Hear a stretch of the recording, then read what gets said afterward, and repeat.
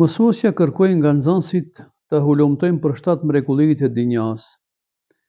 Edhe përkundër mospajtimeve mes nxënësve, shumica e tyre ishin të mendimit se këto 7 mrekulli të dunjas janë më të dalluarat: piramidat e Egjiptit, kopshtet e varura të Babilonisë në Irak, muri kines në Kinë, Taj Mahal në Indi, kulla e Eifelit në Francë, kulla e lakuar e Pizës në Itali edhe kanali i Panamas në Panama.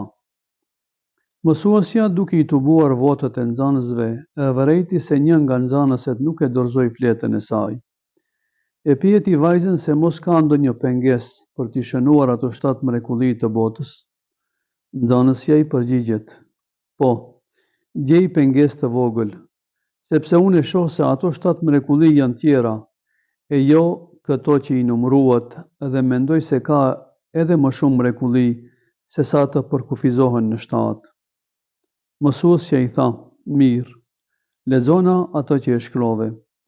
Vajza u mendua pak dhe pastaj lexoi: Unë besoj se mrekullitë e dynjas janë 7 dhe ato janë: të shohësh, të dëgjosh, të prekësh, të shijosh, të ecësh, të qeshësh dhe të duash. Në klasë u përhap qetësi e plot.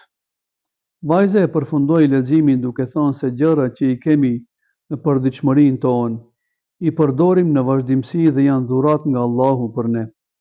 Pikërisht ato janë 7 mrekullitë e dynjas.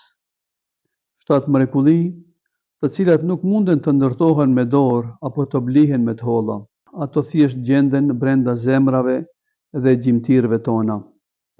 Mrekullia e tetë është se të mëdhejt ende nuk e kuptojnë se të vegjëlit gjithmonë japin ide që i tejkalojnë kufijtë e asaj që të tjerët i presin nga ata. Kjo vjen si pasojë e asaj se ne mendojmë në mënyrë standarde, kurse ata mendojnë me liri. Kurse mrekullia e 9, dhe kjo është e më e çuditshmja, është se ne i shiqojmë mrekullitë që i kanë ndërtuar njerëzit në botën e tyre dhe i harrojmë mrekullitë më madhështore të cilat Allahu i krijoi në vetë njeriun.